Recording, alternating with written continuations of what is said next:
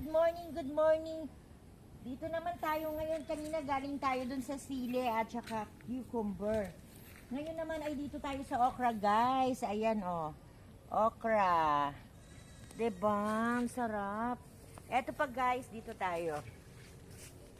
Napakaraming bunga, oh. Ano ba yan? Ang dami-dami, oh. Ang lalaki na tumanda ni okra kasi hindi nila kinukuha. Kaya sayang. Sayang talaga siya. Kasi hindi naman nila kayang kainin lahat yan. Kaya, ayun.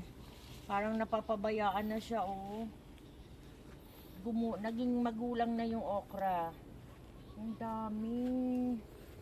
Nakakatuwa. Ayan guys, oh. Tingnan mo. Ang lalaki ng bunga. Kaso nga, hindi naman nila kinukuha kasi sobrang dami. Ayan, meron din yung ate kong tanim na lokbate. Tapos silihan. Ayan. Tapos, tingnan nyo naman guys, oh, sayang yung mga okra samantalang pag nasa Manila. Ay, meron siyang meron siyang, ayun oh.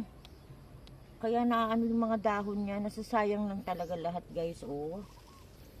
Sayang. Mag-ulam nga tayo nito, sausaw natin mamaya sa toyo, 'di ba, na may with chili. Total may chili na naman tayo. Kaya toyo na lang kailangan, soy sauce na lang. Ayan guys, oh, sayang. Pero isprehan yata nila kasi nga kinakain ng mga insekto. At ayan nga, paru-paro. Ayan, paru-paro. Tingnan nyo naman kung gaano kadami yung pananim niya. Dito lang yan sa harapan ng bahay nila. Eh kasi hindi naman tayo pwede magtanim sa Manila dahil wala naman tayong